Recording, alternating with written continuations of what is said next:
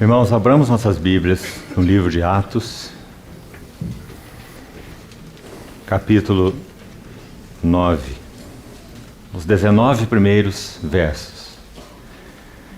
Saulo, respirando ainda ameaças e morte contra os discípulos do Senhor, dirigiu-se ao sumo sacerdote e lhe pediu cartas para as sinagogas de Damasco, a fim de que, caso achasse alguns que eram do caminho, assim homens como mulheres, os levasse presos para Jerusalém. Seguindo ele estrada fora, ao aproximar-se de Damasco, subitamente uma luz do céu brilhou ao seu redor.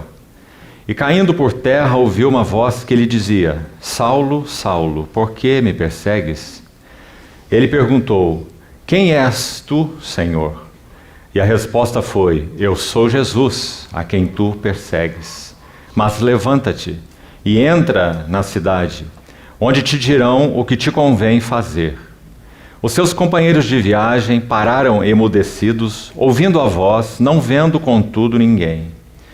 Então se levantou Saulo da terra, e abrindo os olhos, nada podia ver. E, guiando-o pela mão, levaram-no para Damasco. Esteve 3 dias sem ver, durante os quais nada comeu nem bebeu.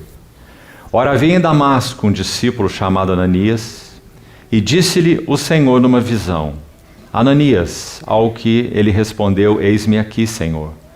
Então o Senhor lhe ordenou: Dispõe-te e vai à rua que se chama Direita, e na casa de Judas procura por Saulo, apelidado de Tarso, pois ele está orando. E viu entrar um homem, chamado Ananias, e impor-lhe as mãos para que recuperasse a vista. Ananias, porém, respondeu: Senhor, de muitos tenho ouvido a respeito desse homem, quantos males tem feito aos teus santos em Jerusalém. E para aqui trouxe autorização dos principais sacerdotes para prender a todos os que invocam teu nome. Mas o Senhor lhe disse: Vai, porque este é para mim um instrumento escolhido, para levar o meu nome perante os gentios e reis, bem como perante os filhos de Israel. Pois eu lhe mostrarei quanto lhe importa sofrer pelo meu nome. Então Ananias foi, e entrando na casa, impôs sobre ele as mãos, dizendo: Saulo, irmão, o Senhor me enviou, a saber, o próprio Jesus que te apareceu no caminho por onde vinhas, para que recuperes a vista e fiques cheio do Espírito Santo. Imediatamente lhe caíram dos olhos como que umas escamas, e tornou a ver. A seguir levantou-se e foi batizado. E depois de ter se alimentado, sentiu-se fortalecido. Então permaneceu em Damasco alguns dias com os discípulos. Vamos orar.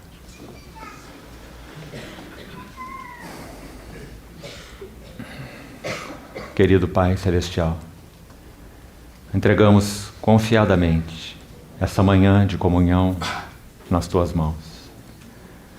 Mais uma vez te suplicamos que o Senhor seja gracioso conosco, use de misericórdia para conosco. Envia Teu Espírito Santo, abrindo nossos olhos, para que Ele encontre caminho para passear no meio de nós, um caminho para Ti. Realiza a Tua obra em nossos corações. Confiamo-nos a Ti. Guia-nos nas veredas da Tua palavra. Planta Tuas sementes em nossos corações, para que frutifiquem para Ti mesmo, para Teu louvor, honra e glória. Habilita-nos, Senhor, dá-nos provisão para cada detalhe dessa comunhão. Guarda o ambiente no qual estamos. Livra-nos das interferências danosas à obra do Senhor. Guarda-nos e fala-nos, em nome do Senhor Jesus. Amém. Queridos irmãos, nosso foco nessa manhã, essas 2 sessões, é serviço. O tema desse encontro é nosso triplo chamado: comunhão, consagração e serviço. Pela graça do Senhor, já demos os 2 primeiros passos, um pouco sobre comunhão, mutualidade. Demos um segundo passo sobre consagração, ontem os 14 apelos no livro de Hebreus, todos ligados à consagração. E agora vamos ver 2 etapas relacionadas à vida de Paulo, A primeira, já lemos o nosso texto básico para essa primeira sessão. E na segunda sessão, se o Senhor permitir, iremos a uma epístola de Paulo, vendo algumas marcas do seu serviço ao Senhor. Antes de entrarmos nos detalhes do texto que lemos, vamos nos lembrar que Paulo usa expressões bastante impressionantes sobre si mesmo, tal a convicção que ele tinha do que Deus havia feito e faria na sua vida pessoal. Por exemplo, quando ele escreve a Timóteo, essa é a primeira epístola a Timóteo no capítulo 1, ele vai dizer que ele era um insolente, um blasfemo e perseguia a igreja de Deus. E ele vai dizer que Deus revelou nele a sua imensa misericórdia para que ele se tornasse um modelo. Interessante essa palavra que é usada ali. A raiz dela é esse termo tipos, onde no nosso português nós temos a palavra tipo. Os mais antigos aqui vão se lembrar que as gráficas antigas se chamavam tipografia. O que é uma tipografia? Uma grafia de tipos. Então ali é onde são impressos os jornais na tipografia. Cada molde traduziria, cada caractere traduziria uma forma específica, uma letra, né? E consequentemente uma palavra, uma ideia. Então quando Paulo diz, eu sou um tipo, modelo de todos ou para todos os que hão de crer nele, no Senhor Jesus. Ele está usando e fazendo uma asseveração, sem dúvida, muito forte. O insolente, o blasfemo, o perseguidor da igreja se torna, modelado pelas mãos do seu Senhor, um tipo para todos, modelo para todos os que hão de crer no Senhor Jesus. Por isso ele vai dizer mais assim, agora em 1 Coríntios 11:1. Sede os meus imitadores. Outra asseveração muito forte. Chamando os olhos dos irmãos para que o Senhor estava fazendo nele, constituindo um modelo de como viver, de como falar, de como andar, de como proceder. E então, na mesma linha de novo, ele escreve aos Filipenses agora, no capítulo 4, versículos 8 em diante. Ele vai dizer, tudo o que vistes, tudo o que ouvistes, tudo o que aprendestes de mim, isso praticai, e o Deus da paz será convosco. Outra ousada asseveração. Por quê? Porque ele tinha essa plena consciência, primeiro de quem ele era. Agora ele vai escrever aos Coríntios assim, eu sei que de mim mesmo nada sou. Mas também vai escrever aos Colossenses, Cristo é tudo e em todos. E também de novo vai escrever aos Filipenses, para mim o viver é Cristo. Então ele tinha consciência das duas coisas, quem ele era em si mesmo, o que ele havia feito e qual era o resultado das mãos do Senhor terem sido postas nesse vaso, segundo a sua linguagem, digamos, indecente, insolente, irreverente, blasfemo, segundo ele, um perseguidor dos propósitos, dos interesses do Senhor. Tudo isso era muito claro na vida desse vaso. Então, queridos irmãos, realmente esse vaso foi constituído um modelo para nós. Quando nós falamos de modelo na nossa relação com Deus, é óbvio que o que vem no nosso coração, em primeiro plano e sempre, é o modelo, com M maiúsculo, o servo dos servos, o Senhor dos senhores, o Verbo encarnado. Esse é o modelo. Mas ele é um modelo tão distinto, porque nele não havia pecado. Viveu uma vida plenamente humana, em todos os sentidos, inclusive tentado em todas as coisas, vulnerável à tentação. Ele é o nosso modelo. Mas quando nós olhamos para a vida do apóstolo Paulo, o que nós vemos? Nós vemos o trabalhar de Deus na vida de um pecador. Isso não foi verdade sobre o nosso Senhor Jesus. Nosso Senhor Jesus não tem pecado, e dolo algum se achou na sua boca. E viveu a vida humana que constitui para nós o modelo. Nós somos o povo do caminho, com C maiúsculo.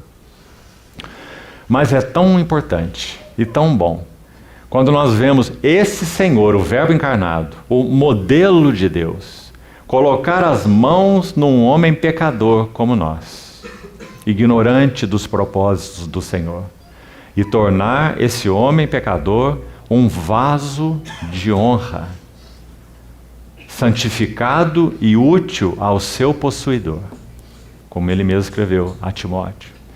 E também um vaso de misericórdia. Ele diz que era o que era e Deus colocou suas mãos nele, repetindo, 1 Timóteo capítulo 1, para que ele se tornasse o modelo da misericórdia de Deus para todos os que haviam de crer no Senhor Jesus. Então, o que nós vamos buscar fazer nesse tempo, e também buscando a ajuda do Senhor para que sejamos bastante didáticos e você possa levar mais assuntos para estudar e meditar, orar aos pés do Senhor. Nós vamos ver, basicamente, 5 golpes que o Senhor ressurreto deu em Paulo. E vamos às suas epístolas após cada golpe. E vamos ver o que ele aprendeu conforme ele registra nas suas epístolas, naquelas áreas, 5 áreas, nós vamos ver, onde esse mestre maravilhoso, hábil, aquele que nos disciplina porque conhece todo o caminho e todos os contornos, tomou esse seu martelo santo e golpeou a vida de Saulo, o obstinado, rebelde, insolente, como ele mesmo diz. E transformou então esse vaso nessa beleza que nós temos nas Escrituras. Irmão, será que nós já pensamos que, se pensarmos em termos de livros, 27 livros, nessa joia divina chamada o Novo Testamento, 27 livros, 13 foram escritos pelo apóstolo Paulo. Isso é praticamente metade de todo o Novo Testamento. Sem dúvida, o que o Senhor fez na vida desse vaso é deslumbrante. Nos deixa boquiabertos e nos lança aos pés do Senhor, como lançou a Ele. Nós já recordamos aqui aquele texto final de Romanos 11, e também o fizemos quando estávamos na quinta-feira com os irmãos na primeira reunião. Deixe-me contar uma ilustração sobre isso, sobre essa expressão de Romanos 11. Ó, profundidade da riqueza, tanto da sabedoria como do conhecimento de Deus. Havia um advogado não cristão que todas as vezes que Spurgeon estava pregando, ele ia ouvi-lo. E as pessoas ficaram indagativas com relação àquele homem. Ele ia ouvir Spurgeon e ouvia como que impávido, não reagia à palavra, aparentemente não se entregou ao Senhor. Então um dia perguntaram para ele o que ele estava fazendo, indo ouvir Spurgeon pregar. Sabe qual foi a resposta dele? Ninguém diz, ó, como este homem. O que ele quis dizer com isso? Primeiro, por que ninguém dizia, ó, como Spurgeon? Segundo ele, porque Spurgeon, quando pregava o Evangelho, era como se os céus se abrissem diante dele. E ele via a face gloriosa do Senhor a quem ele anunciava. Então ele pregava o Evangelho com seu coração em chamas. Então quando ele dizia, ó, é um ó de assombro, de vislumbre do Senhor a quem ele prega. Paulo escreve o livro de Romanos, maravilhoso livro. O Evangelho de Deus nos seus contornos, desde a condenação até a glória. E quando ele está concluindo o livro, o que ele tem para dizer? Me permita essa expressão, então. O grande teólogo, se queremos chamá-lo assim, eu não gosto dessa expressão. Nós vamos chamá-lo assim, para fazer o contraste. O grande teólogo, Paulo, está de joelhos. Está dizendo, ó profundidade das riquezas, tanto da sabedoria como do conhecimento de Deus. Quão insondáveis são seus juízos, quão inescrutáveis são seus caminhos. É lindo, irmãos. Quem conheceu a mente do Senhor? Olha as perguntas dele. Ele está perguntando em doxologia, em adoração. Quem foi seu conselheiro? Quem primeiro deu a ele, para que ele tenha que restituir? Porque dele, por meio dele, para ele, são todas as coisas.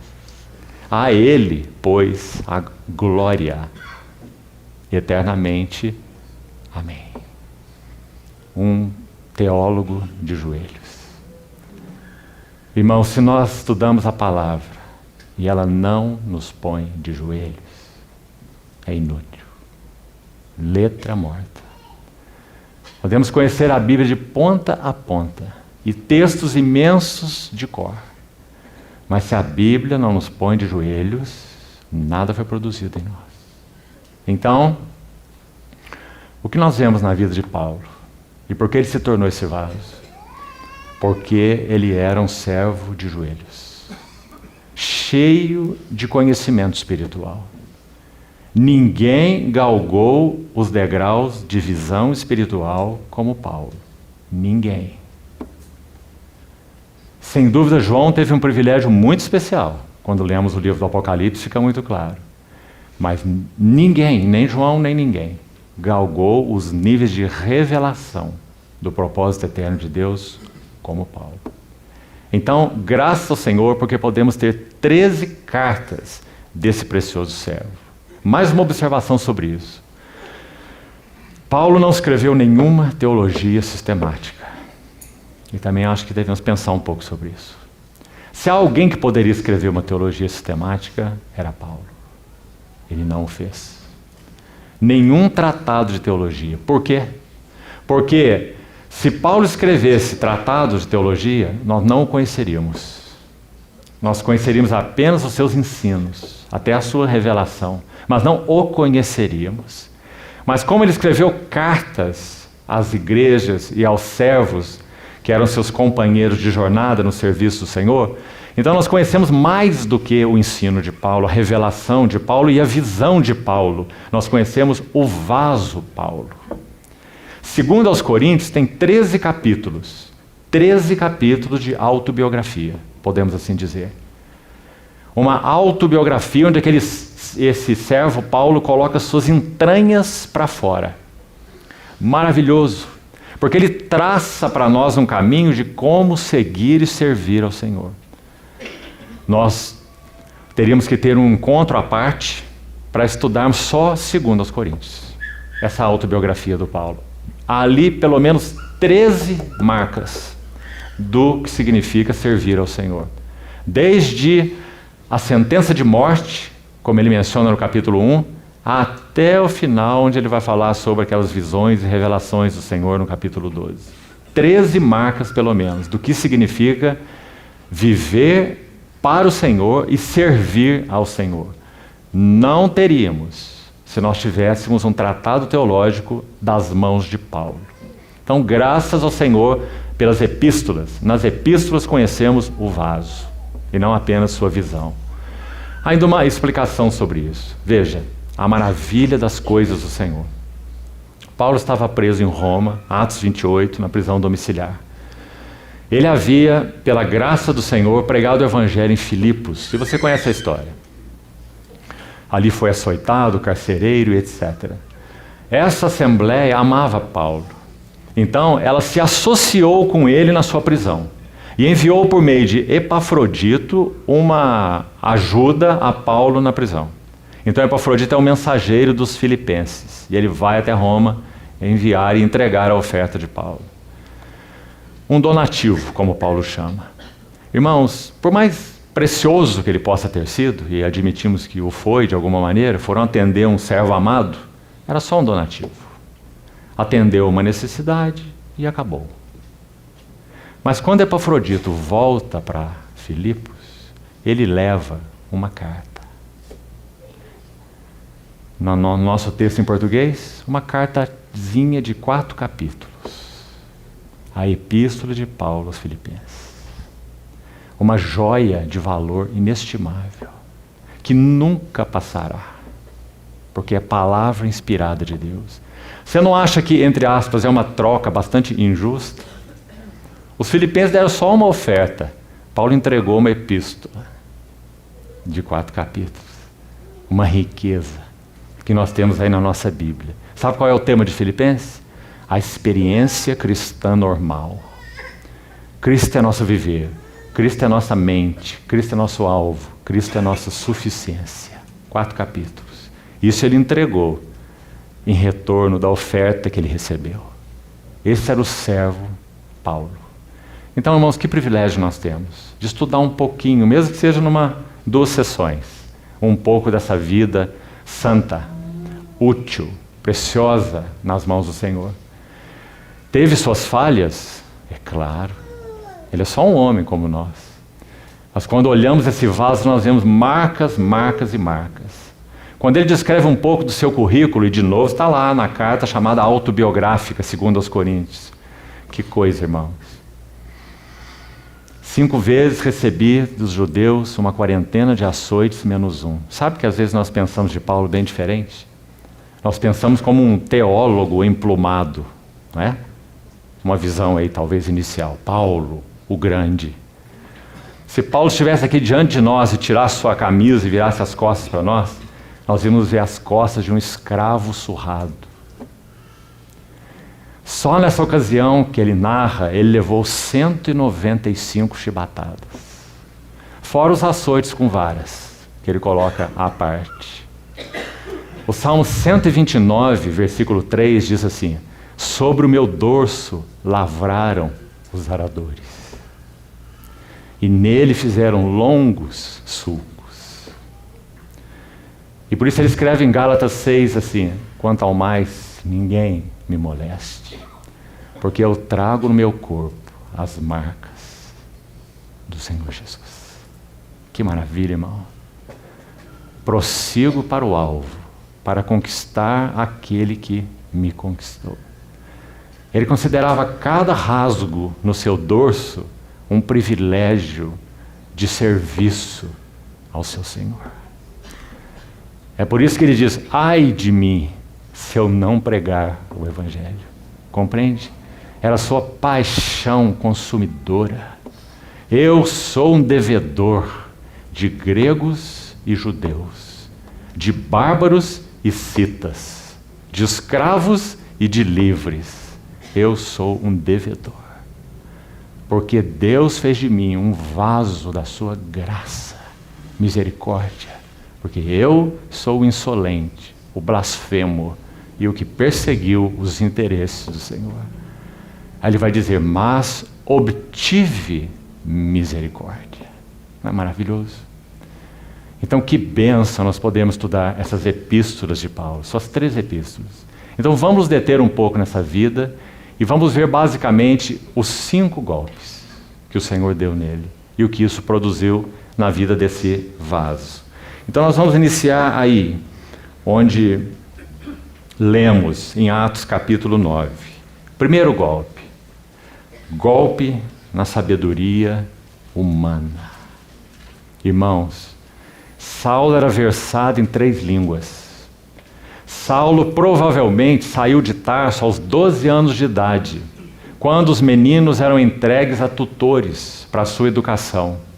Paulo foi entregue a ninguém menos do que Gamaliel. Sabe como Gamaliel é reconhecido entre os judeus? A formosura da lei. Paulo foi entregue, foi levado de Tarso a Jerusalém para ser instruído aos pés daquele que é considerado a formosura da lei, Gamaliel. E ali ele foi instruído. Então, versado como era na cultura grega, nos costumes judaicos, no mundo romano, Paulo era um homem especial no sentido de compreensão do que é o homem, da vida humana, da civilização humana, da sociedade humana, da sabedoria humana. Ele conhecia a filosofia estoica, ele conhecia a filosofia de Epicuro. Naturalmente falando, Paulo era um filósofo. E aí, ele toma cartas de autorização em Jerusalém para destruir esse povo que na sua mentalidade era uma seita que se opunha frontalmente ao glorioso judaísmo, que refletia a mente, os interesses, os caminhos do grande Jeová. E esse povo tinha que ser destruído. porque o zelo de Paulo estava ligado aos caminhos de Jeová.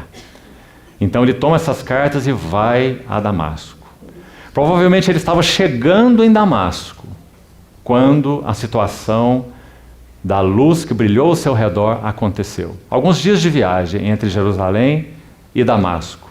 E Paulo estava provavelmente se aproximando da cidade. Então ele vai dizer: em torno do meio-dia, uma brilhante luz brilhou ao meu redor. Aqueles que estavam comigo ouviram a voz, mas não entenderam o sentido dela, porque isso é algo espiritual, antes de que seja físico, literal e natural. Envolveu isso também. Ele diz: a luz mais brilhante que o sol do meio-dia. Então, aquela voz fala com ele: Saulo, Saulo, por que me persegues? A narrativa de Lucas está em Atos 9, e os testemunhos de Paulo, nós vamos ter que ir lá depois, estão em Atos 22 e em Atos 26. Ali é Paulo mesmo falando, e ele acrescenta coisas, pois ele é quem viveu, e foi ele que deu as informações para Lucas, o seu companheiro médico, amado, e Lucas escreveu o livro de Atos. Então Lucas tem o relato dele, do próprio Lucas, em Atos 9, mas Lucas registra 2 testemunhos do próprio Paulo em Atos 22 e Atos 26. São muito importantes para nós, para vermos esses 5 golpes que estamos mencionando. Então, o primeiro golpe que o Senhor ressurreto deu em Paulo tem a ver com a sua sabedoria humana. Versículo 6, olhe por favor, desse capítulo mesmo que lemos. Mas levanta-te e entra na cidade, onde te dirão o que te convém fazer. Os seus companheiros de viagem pararam emudecidos, ouvindo a voz, não vendo, contudo, ninguém. Se formos a Atos 26, vamos desde já, quando Paulo dá o seu próprio testemunho, aqui perante Agripa. Atos 26, ele diz assim: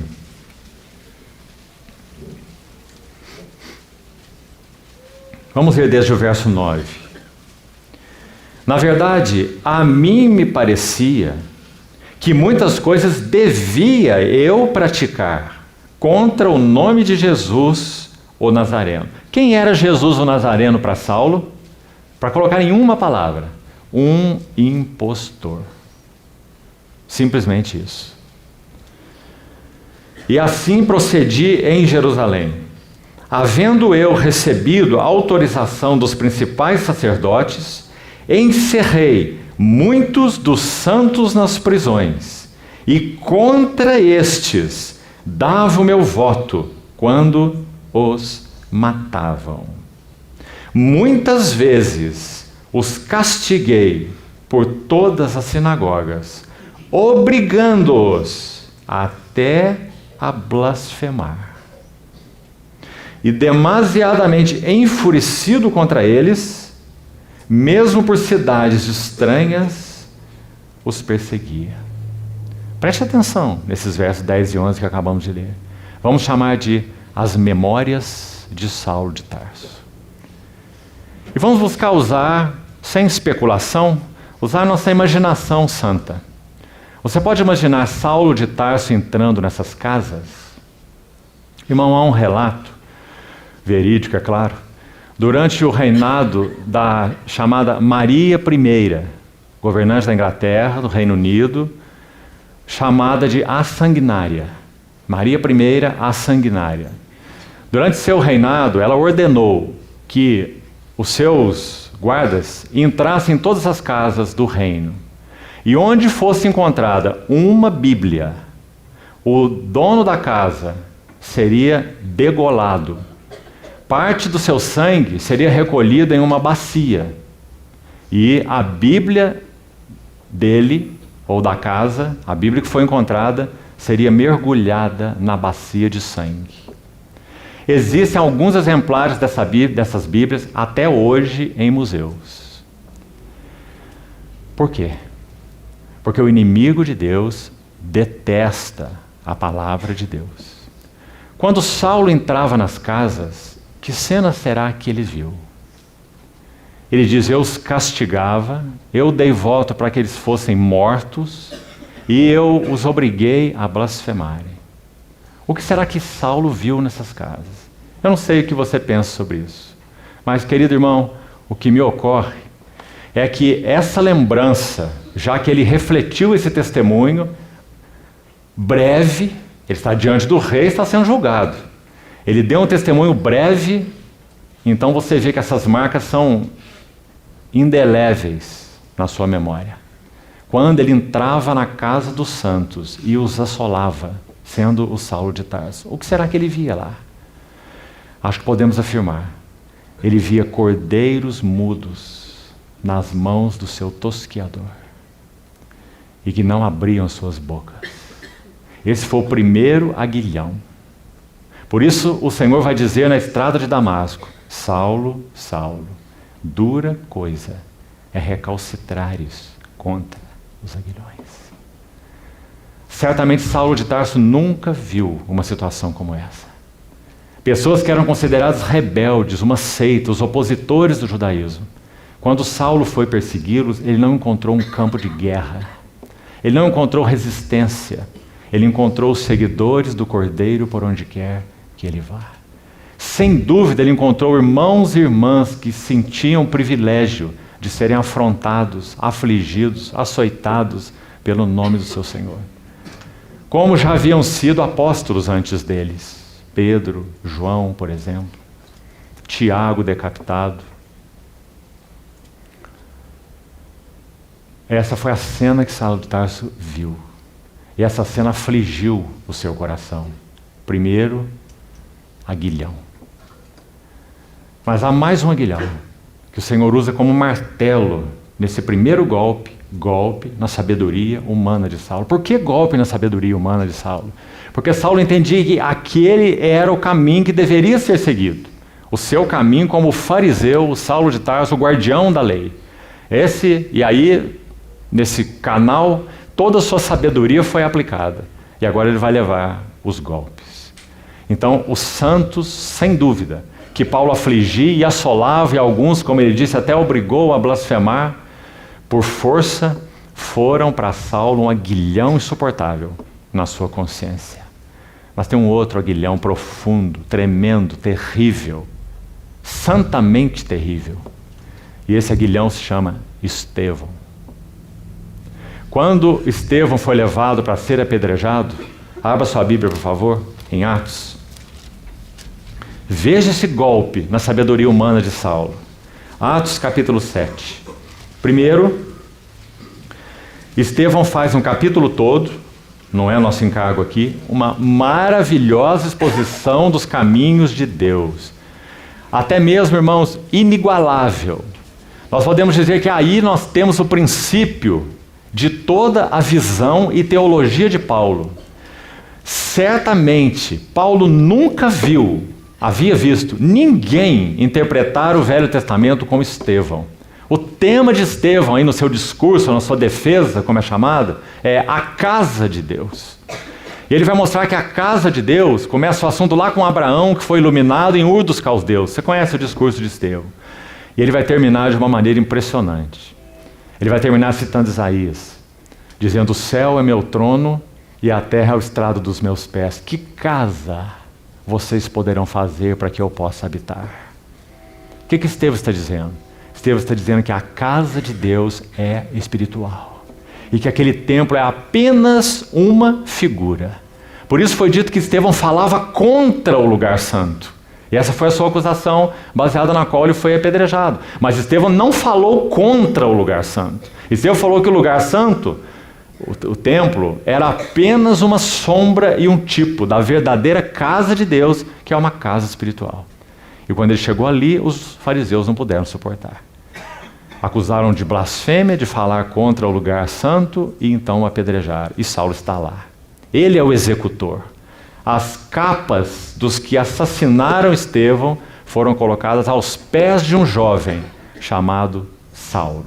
Agora vejam o que ele ouviu e olha esses aguilhões. Atos 7, 54. Ouvindo eles isto, enfureciam-se nos seus corações e rilhavam os dentes contra ele. Mas Estevão, guarde então, Saulo está vendo essa cena. Isso que é importante você observar. Mas Estevão, cheio do Espírito Santo, fitou os olhos no céu e viu a glória de Deus. E Jesus, que estava à sua direita. É claro, isso Saulo não viu. Isso quem viu foi Estevão. Agora, olha o próximo verso. E disse, isso Saulo ouviu. E aí está o primeiro aguilhão relacionado a Estevão. Saulo ouviu Estevão dizer, eis que vejo os céus abertos e o Filho do Homem em pé à destra de Deus. Eles, porém, clamando em alta voz, taparam os ouvidos e unânimes arremeteram contra ele e, lançando fora da cidade, o apedrejaram. Você lembra que Saulo vai passar exatamente a mesma experiência de Estevão em Listra, posteriormente. E sabe, irmãos, o que os estudiosos dizem? Escute, espero que seja para o seu assombro. Quando eles estudam delicadamente as Escrituras, nos recursos que têm, os eruditos, eles vão nos trazer a seguinte informação. Quando Paulo foi apedrejado em Listra, e o seu corpo jazia no chão, provavelmente morto, porque se há algo que os judeus faziam bem, eram especialistas, é matar por apedrejamento. Eles não iam deixar Saulo semi-morto. Eles iam deixar Paulo, no caso lá, morto. Então é dito que ele foi dado como morto. E os discípulos rodearam o seu corpo. Então é dito que Saulo se levanta e entra na cidade. Os eruditos vão nos dizer que quando ele escreve aos Coríntios e diz, conheço um homem que há 14 anos foi arrebatado ao terceiro céu e ouviu coisas inefáveis, que não é lícito ao homem referir. Esse tal homem, por aí ele continua. Eles vão dizer que essa ocasião se refere ao apedrejamento em Listra.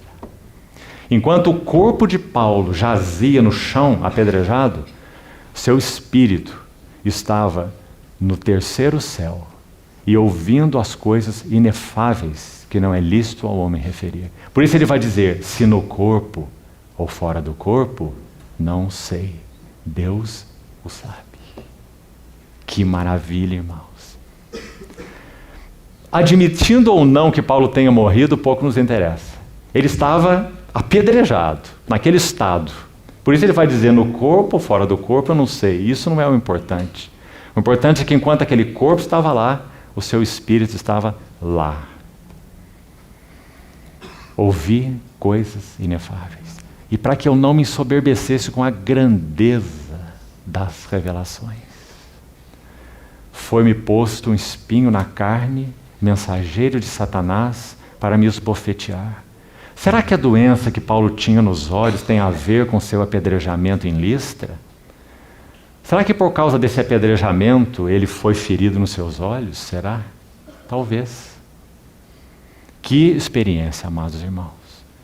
Tão necessária, tão sublime foi, que necessariamente o Senhor teria que colocar nele um espinho na carne, para que ele não se ensoberbecesse com a grandiosidade das revelações. Que vaso precioso. Então, aqui primeiro, Saulo está vendo Estevão na primeira cena. Estevão está sendo apedrejado, lançando fora da cidade o apedrejaram. As testemunhas deixaram suas vestes aos pés de um jovem chamado Saulo e apedrejavam a Estevão. Agora, segunda coisa que Saulo ouviu, que invocava e dizia, Senhor Jesus, recebe o meu espírito. Está percebendo, irmão? Um aguilhão terrível no coração de Saulo. Quantas pessoas será que Saulo viu morrer assim? Acho que podemos dizer, nenhuma. Estevão, um aguilhão de Deus na vida de Saulo. E as memórias de Saulo são registradas lá no testemunho diante de Agripa, que nós já lemos. E então o relato termina assim, então, ajoelhando-se. Irmão, ninguém que era apedrejado, condenado a qualquer coisa nas legislações judaicas, se ajoelhava quando era apedrejado. Estevão estava sendo apedrejado, ajoelhou, viu o céu aberto, adorou o Senhor, e aqui a segunda frase: Senhor Jesus, recebe meu espírito. E ainda não terminou, há uma terceira frase, no verso 60. A primeira está lá no verso 56. Eis que vejo os céus abertos e o Filho do Homem em pé à destra de Deus. A segunda frase, 59, Senhor Jesus, recebe o meu espírito. E a terceira frase no verso 60, Senhor, não lhes imputes este pecado. 3 aguilhões profundos, cravados na vida de Saulo. E então o relato termina: com estas palavras adormeceu, e Saulo consentia na sua morte.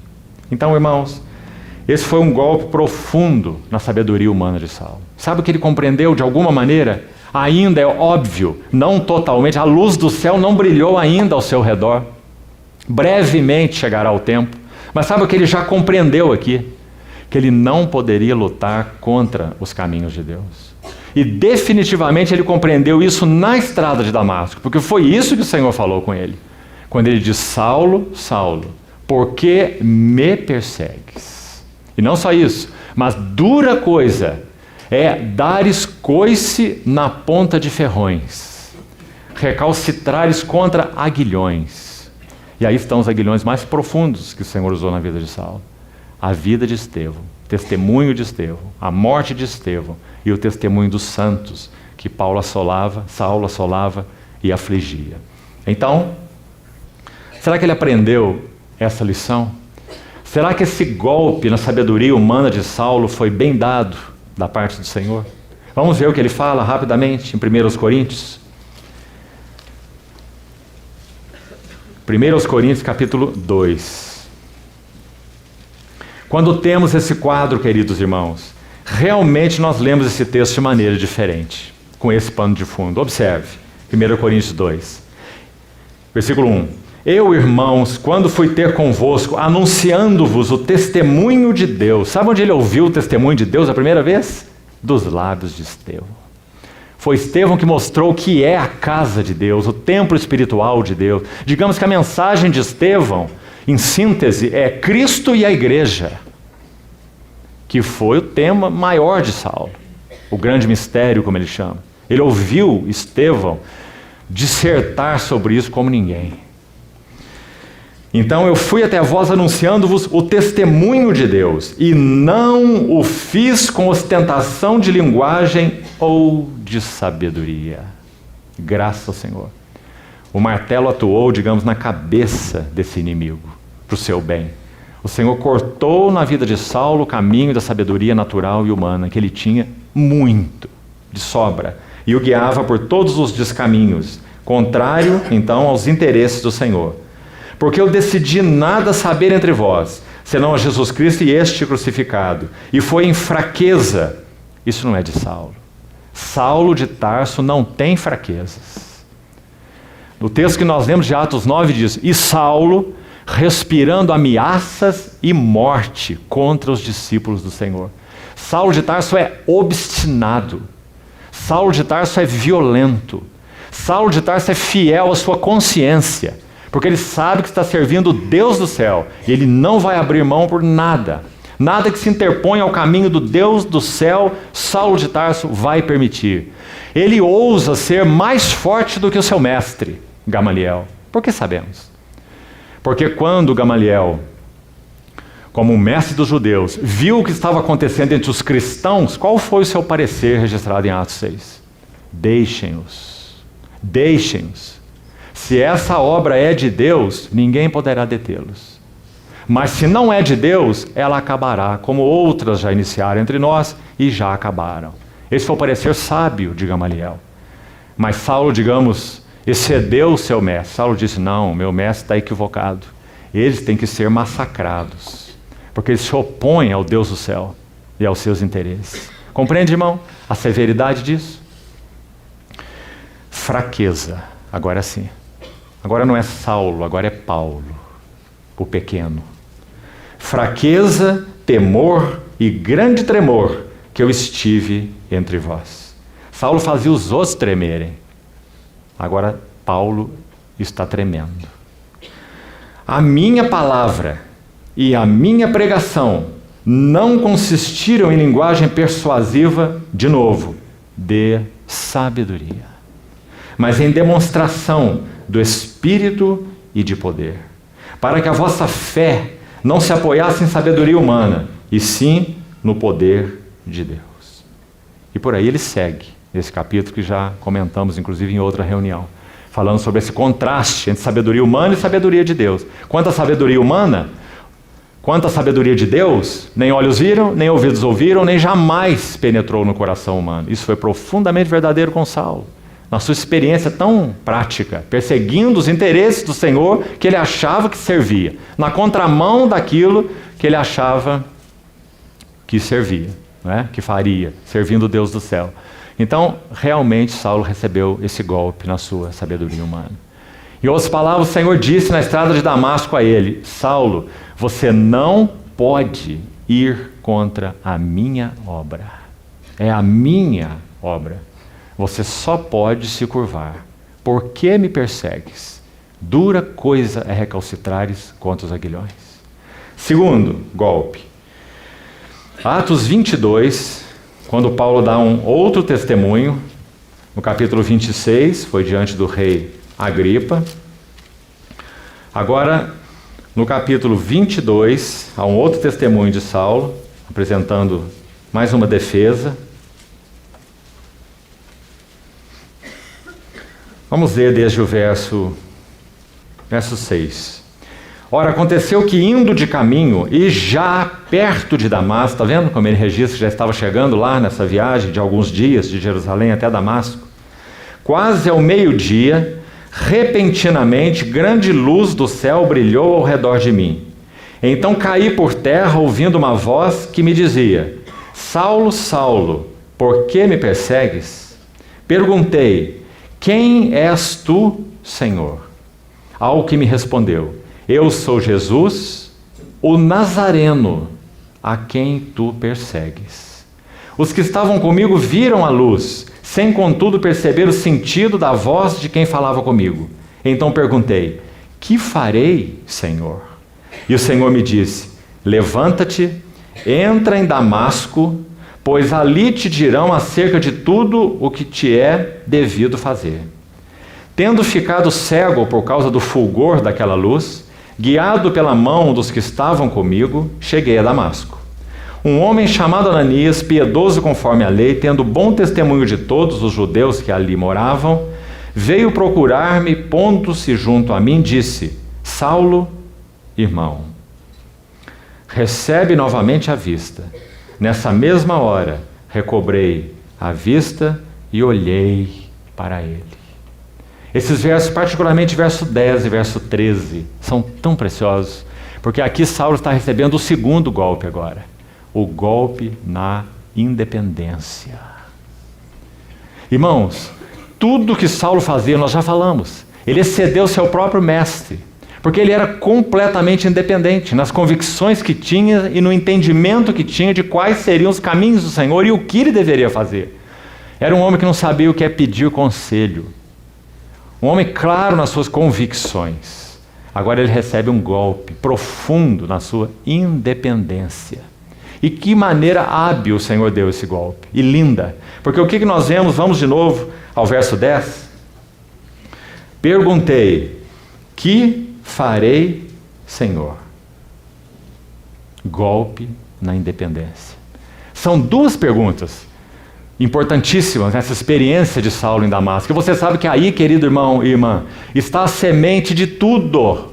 Tudo que Paulo viu diante do Senhor, a sua visão espiritual, pelo que, ó rei Agripa, eu não fui desobediente à visão celestial. Todo o germen da visão celestial de Paulo, que ele desenvolve tanto lá em Efésios, o seu livro sem dúvida mais alto, toda essa semente nasceu na estrada de Damasco. Você sabe, ali a semente foi plantada. Por quê? Porque ali ele viu duas coisas importantíssimas. Primeira, Jesus, esse Nazareno, é Jeová encarnado. Primeira revelação, estonteante, avassaladora para Saulo. Segunda revelação, e as duas vieram ao mesmo tempo. Esse povo que eu persigo e considero miserável e opositor aos interesses de Deus, é o corpo do Senhor ressuscitado. A igreja é o corpo de Cristo. Quem tocar nela tem que se ver com o seu Senhor. Quem toca nela, toca no Senhor dela. Eu sou Jesus, a quem tu persegues. A semente foi plantada ali. E toda a teologia de Paulo vai se desenvolver a partir daí. Então olha que duas perguntas importantes. É dito no outro texto que ele pergunta em língua, ou a voz fala com ele em língua hebraica. Isso não é só um detalhe, isso é importante. Por quê? Se ele ouviu a voz em hebraico, ora, Paulo é judeu, né? Essa é a língua dele. Você acha que ele respondeu em grego ou em latim? Ele ouviu a voz em hebraico e ele respondeu em hebraico. Essa voz conhece todas as línguas. Podia ter falado com ele em grego, podia ter falado em latim ou qualquer outra língua, mas falou com ele em hebraico. Por quê? Uma designação clara para ele, de que nessa sua experiência, chamemos de mística, ele sabia que quem falava com ele era o Deus dos hebreus. Quando Estevão começou o seu testemunho, ele disse: o Deus da glória apareceu a Abraão quando estava em Ur da Mesopotâmia. Pode aplicar isso a Saulo, na sua experiência em Damasco, porque ele sabia que quem estava se apresentando a ele, nessa experiência mística, profunda, maravilhosa, sobrenatural, era o Deus dos hebreus. Então quando ele pergunta: quem és tu, Senhor? Ele não pergunta: quem és tu, Kyrios, porque não está falando em grego. A voz falou com ele em hebraico. A pergunta dele foi: quem és tu, Yahvé? Ele não está indagando quem é a pessoa que fala com ele. Você está entendendo? Em outras palavras, ele está dizendo: o que queres me dizer? Quem és tu que eu não conheço? Será que eu estou na contramão dos teus interesses? Quem és tu, Jeová? Essa foi a pergunta de Saulo. O que tu sabes que eu não sei? No que eu estou equivocado? Quem és tu, Jeová? E a resposta então foi a mais tremenda: eu sou Jesus. Saulo, o que você não sabe é que Jesus de Nazareno é meu verbo encarnado. Eu sou Jesus, a quem tu persegues. Então qual foi a segunda pergunta de Paulo? São duas. Que farei, Senhor? Essa pergunta Saulo nunca fazia. Ele sabia tudo o que ele devia fazer. Mas agora ele foi prostrado em terra e ele tem uma segunda pergunta: que farei? Golpe na independência. No verso 13, a mesma ilustração ainda desse golpe da independência. Tão lindo, irmão. Pense sobre ele. Verso 13 de Atos 22. Veio procurar-me, pondo-se junto a mim, Ananias, né? Disse: Saulo, irmão. Queria que você notasse essas duas palavras. Saulo, irmão. Primeiro, na cabeça de Ananias, o que isso significava? Porque você sabe que Ananias resistiu à visão que ele teve do Senhor, não é? Será que essa visão foi espiritual mesmo? Esse sonho, essa direção foi divina mesmo? Porque esse homem é um lobo devorador. Ele persegue os santos e mata. Como eu, um cordeirinho, me colocar lá na boca do lobo? Não é? Foi isso que Ananias pensou. E você viu que o Senhor falou com ele de novo, não é? Lembra que nós lemos Atos 9? O Senhor falou: vai cordeiro, para a boca do lobo, porque este é para mim um vaso escolhido, para anunciar o meu nome entre os gentios. Esse é o número 1. E o número 2: e eu lhe farei saber o quanto lhe importa sofrer pelo meu nome. Por favor, não lê essa frase equivocadamente não, viu? Dizendo, Saulo me perseguiu, agora eu vou castigá-lo. Certo? Nada disso. Pelo contrário, o Senhor está dizendo, ele vai ter o privilégio de nos seus caminhos compreender o que é sofrer pelo meu nome. Agora sim sofrer pelos interesses de Deus. Agora sofrer pelas cargas do coração do Senhor. Agora sofrer por aquilo que é o caminho do Senhor. E que ele então não entendia, mas ele vai entender. Ele vai ver o privilégio, o quanto lhe importa sofrer pelo meu nome. E essa não é a vida de Saulo. Amados irmãos, quando ele escreve sua segunda epístola a Timóteo, ele está no final da sua vida. Escute isso. Na minha primeira defesa, ninguém foi a meu favor. Todos me abandonaram. Você pode pensar, um homem solitário, preso, lá naquela masmorra romana, fria, cheia de rato, fétida.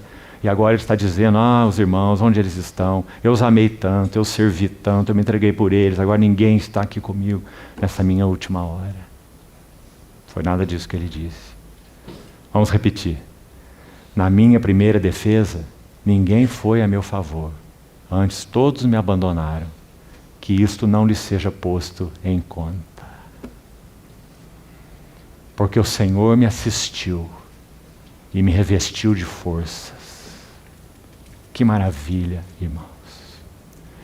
Isso reflete o coração desse servo.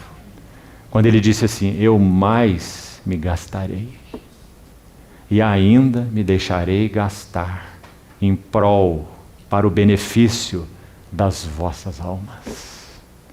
Não era um homem centrado em si mesmo. Sofria.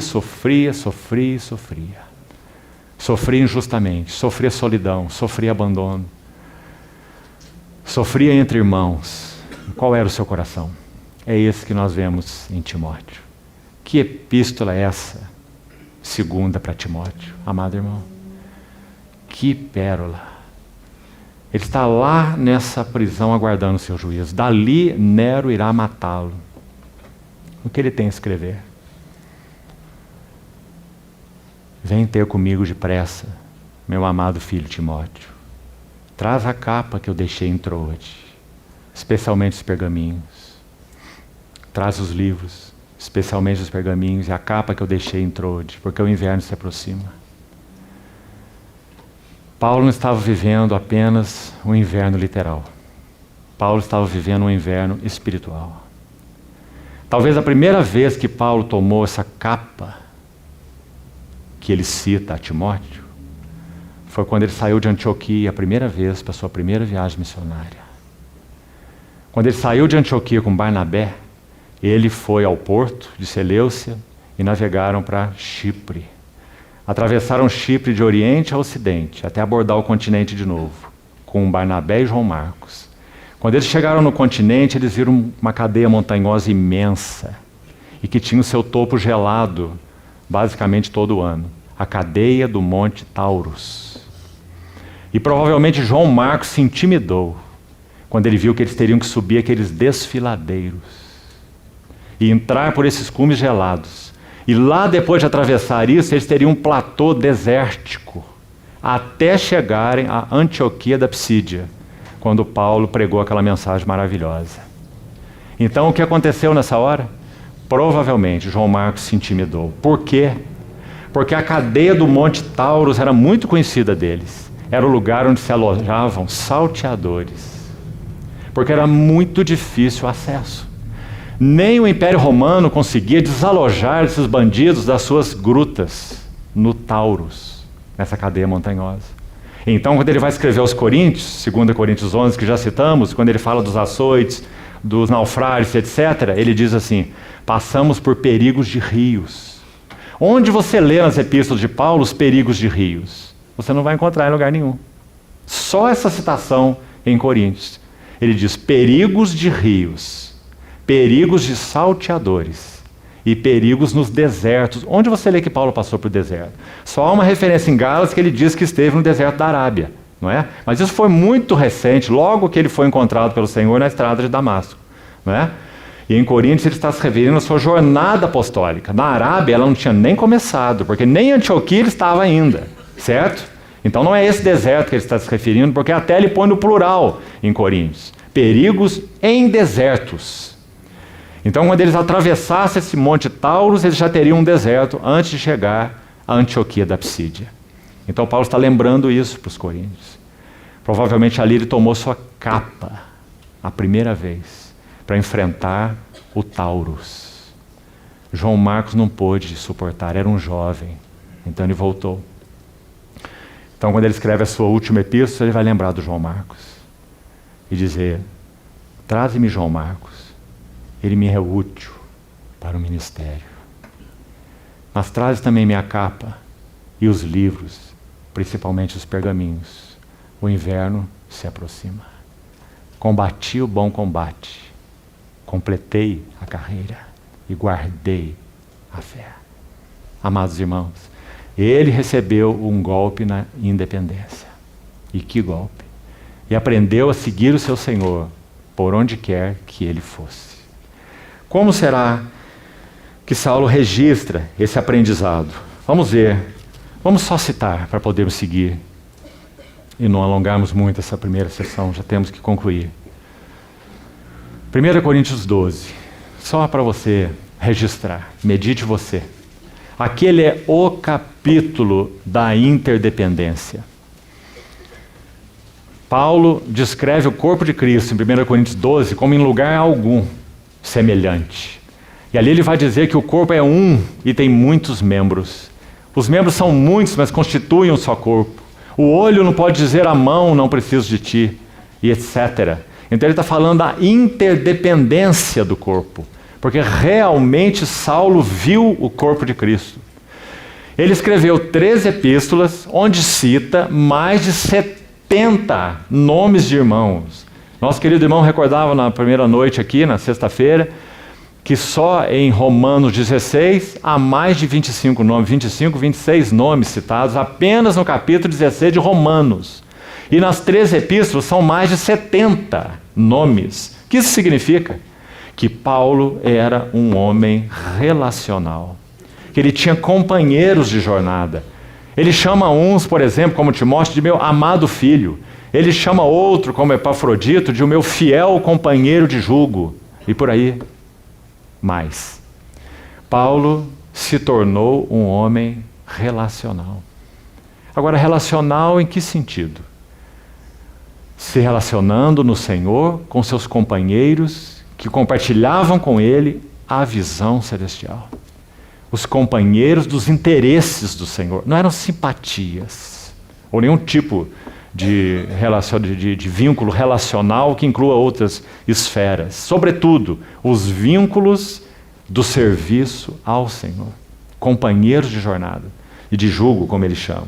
Então, 1 Coríntios 12 é um capítulo para você ler depois com calma, meditar e aliá-lo com esse golpe que Paulo recebeu na independência.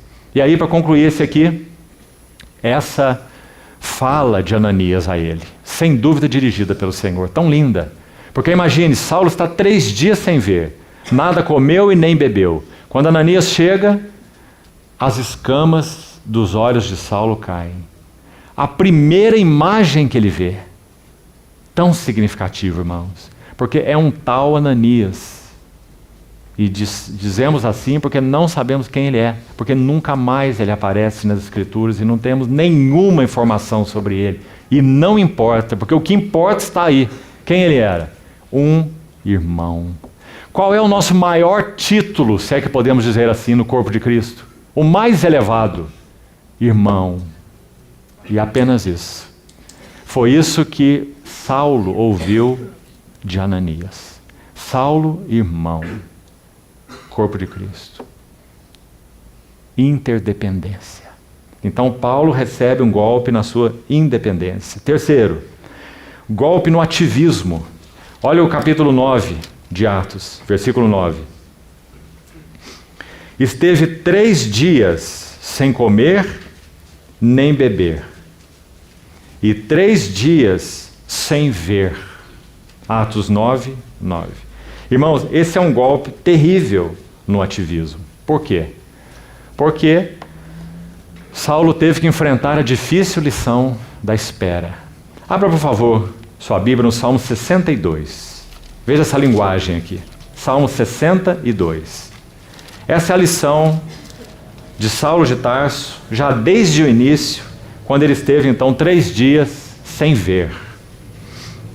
Salmo 62. Somente em Deus, ó minha alma, espera silenciosa. Essa era a lição mais difícil. Saulo teria que esperar, Saulo não podia fazer nada, Saulo estava cego.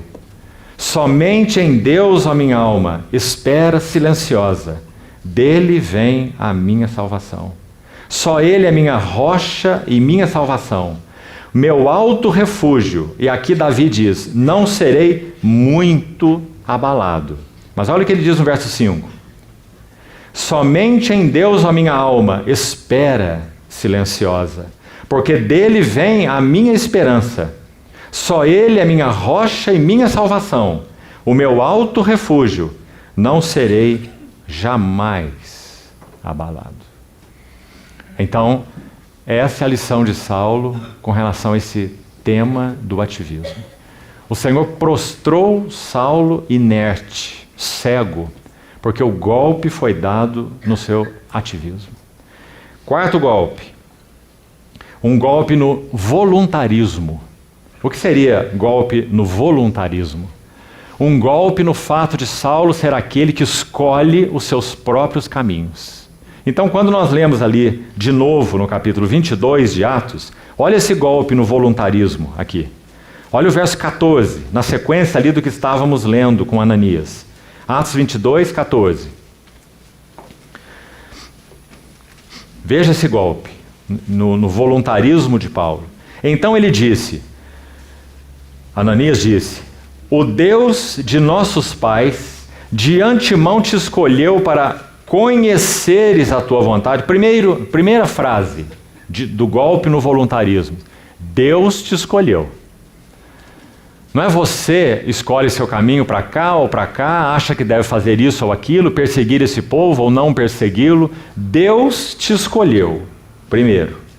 À frente, para conheceres a sua vontade. Você viu? Tão claro o golpe no voluntarismo? Saulo, não é tua vontade, não é o que você pensa ou acha que deve fazer. Ele te escolheu para conheceres a vontade dele. Mais ainda, ver o justo e ouvir uma voz da sua própria boca, porque terás de ser sua testemunha diante de todos os homens das coisas que tem visto e ouvido. E agora, por que te demoras? Levanta-te, recebe o batismo, lava os teus pecados, invocando o nome dele. Isso é Saulo mesmo falando, dando seu testemunho. Aqui Paulo, né? Verso 17. Tendo eu voltado para Jerusalém, enquanto orava no templo, sobreveio-me um êxtase. E vi aquele que falava comigo e dizia, apressa-te e sai logo de Jerusalém, porque não receberão teu testemunho a meu respeito. Mais um golpe no voluntarismo, porque nada está sendo escolhido pelo próprio Paulo. Então o Senhor diz a ele, apressa-te e sai logo, dando as ordens a Saulo, a Paulo aqui. Verso 19, eu disse, Senhor, eles bem sabem que eu encerrava em prisão e nas sinagogas açoitava os que criam em ti. Quando se derramava o sangue de Estevão, tua testemunha. Viu o que nós citamos lá no início? A memória de Paulo relacionada a Estevão? Um aguilhão, como já citamos. E ele lembra desse aguilhão nesse testemunho aqui. Estevão, a tua testemunha. Você sabe que a palavra é o teu mártir. Teu mártir. Eu também estava presente, continua o texto. Consentia nisso e até guardei as vestes dos que o matavam.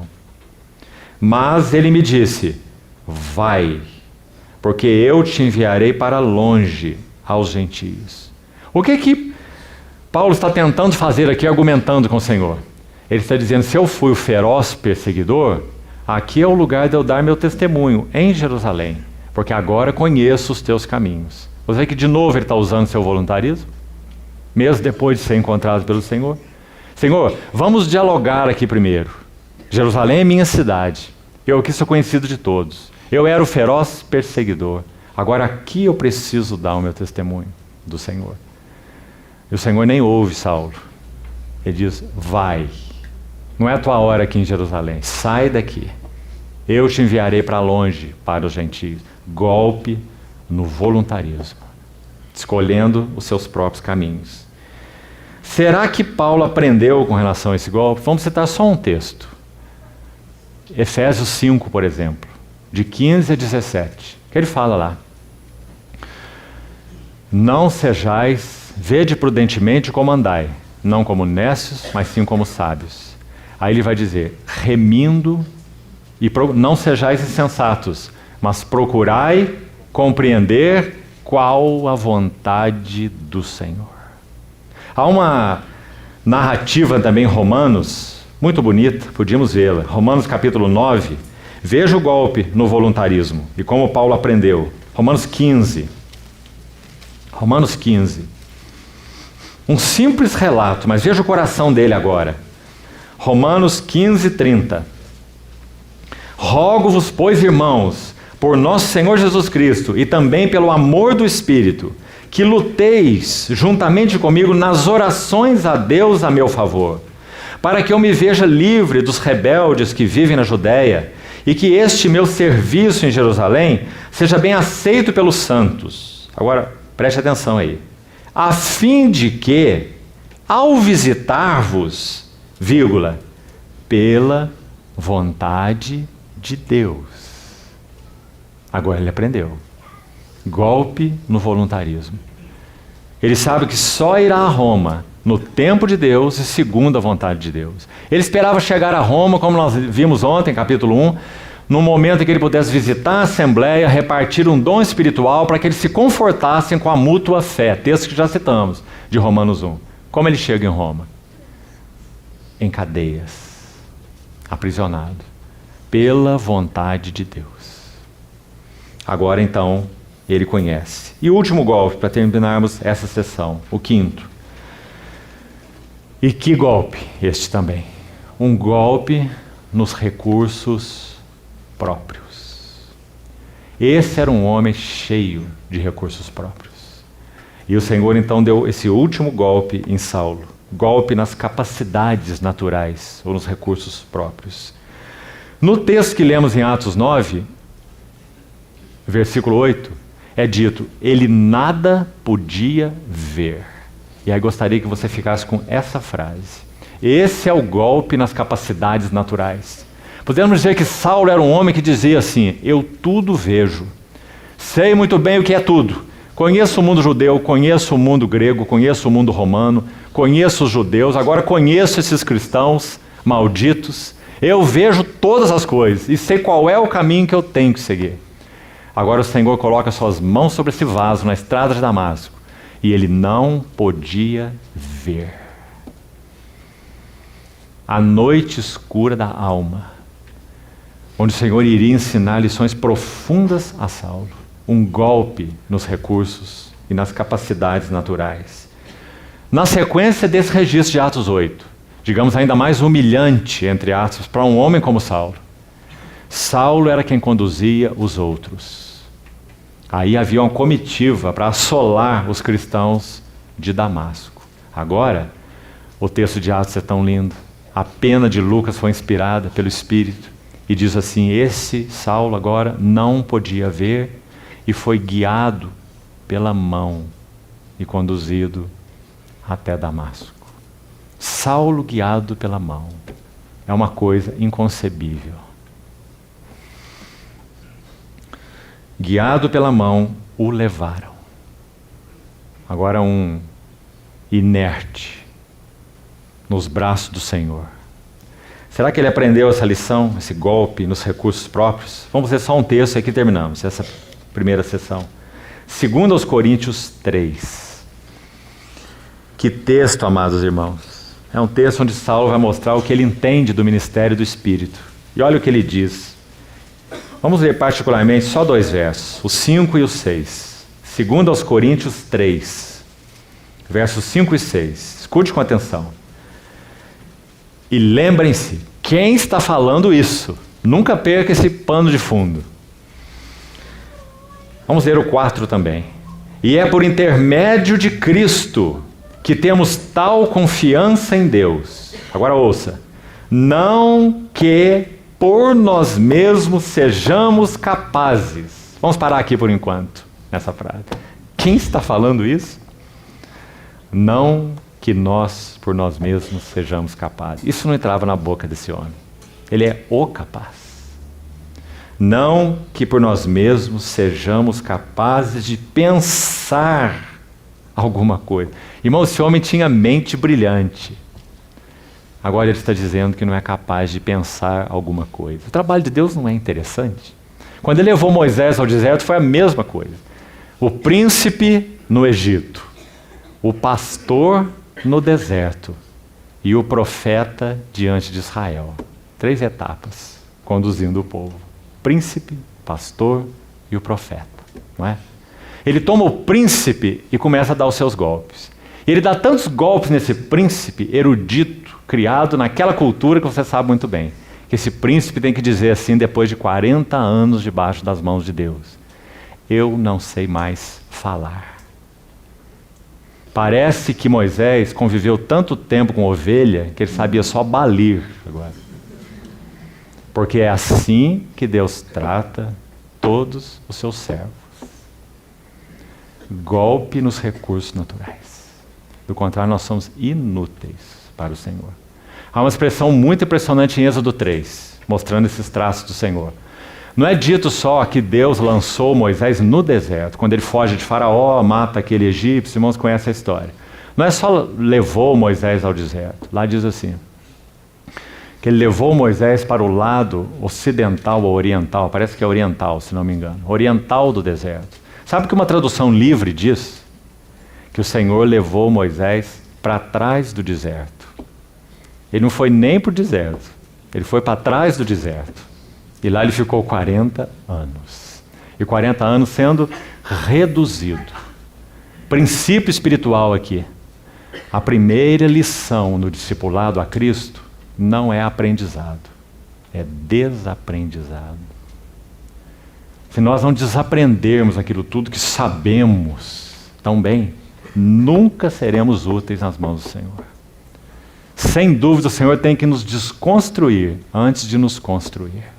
Ele tem que nos filtrar no seu filtro antes de podermos ser úteis a Ele. Ele tem que nos levar do 10 ao 0, como um corpo descendo uma cisterna. Isso é discipulado a Cristo. Nós estávamos lá fora, no ambiente de fora, andando e fazendo o que queríamos. Quando o Senhor nos encontrou, Ele amarrou o nosso corpo e pendurou na cisterna. Na medida que Ele vai tratando conosco, Ele vai baixando a corda, até que o corpo bata no fundo da cisterna, como foi com Simão Pedro. E saindo, chorava amargamente. A hora que o corpo bater lá no fundo, então o Senhor pode nos usar, porque nós não confiamos em nós mesmos. Então, concluindo aqui esse verso. Não que por nós mesmos sejamos capazes de pensar alguma coisa como se partisse de nós. E agora essa frase maravilhosa, irmão. Não deixe ela desgrudar do teu coração. Pelo contrário, a nossa suficiência vem de Deus. Mais uma. O qual nos habilitou. Essa é a palavra. Nós estamos falando de golpe nas capacidades naturais, golpe nos recursos próprios. Ele aprendeu.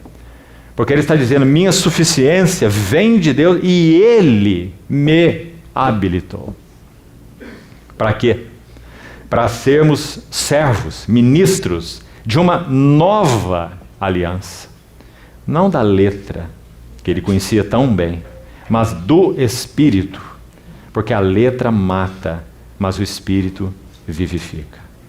Ele realmente aprendeu com esse golpe nas capacidades naturais. E sabe o que esse texto aí, no seu contexto, tem para nos dizer? Está aí, é só você voltar uns versículos. Tão lindo, eu queria terminar com isso, essa sessão. Paulo entendia que todo o objetivo do seu ministério, preste atenção, todo o objetivo do seu serviço a Cristo era um só. Ele escreve aí no verso 3 desse capítulo. quando ele diz: vós sois carta de Cristo, escrita pelo nosso ministério. Não em tábuas de pedra, mas em tábuas de carne, isto é, nos corações. Em outras palavras, vamos colocar em outras palavras, Paulo entendia que todo o alvo de seu ministério ao Senhor era que a biografia de Cristo fosse reproduzida na vida dos santos. E ele entendia que o único que podia reproduzir a biografia do Senhor Jesus na vida dos seus é o Espírito Santo. Por isso ele vai dizer, o nosso ministério é o ministério do Espírito, porque ele visa reescrever essa história santa, a história de Jesus de Nazaré, na vida de cada um dos que professam seu nome.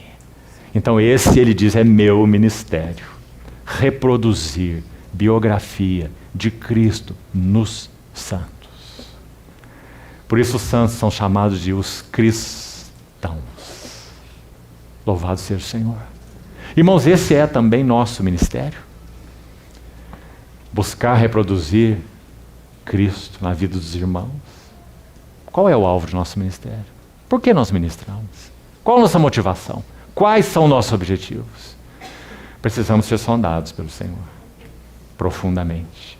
E que Ele encontre caminho para dar os mesmos golpes em nossas vidas. Se é que queremos ser vasos de honra nas mãos do nosso possuidor. Senhor, siga falando ao nosso coração. Vamos orar.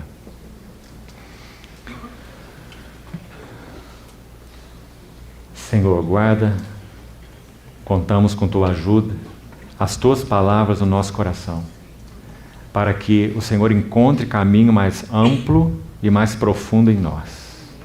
Segue conosco, somos fruto do penoso trabalho da Tua alma e queremos que o Senhor fique satisfeito com as nossas vidas. Colocamos diante do Senhor esse tempo que ainda teremos, esse intervalo que teremos, para que o Senhor não permita que nada do que o Senhor quis nos falar seja desvanecido. Ajuda-nos, Senhor. Confiamos em Ti e a Ti. Em Teu nome. Amém.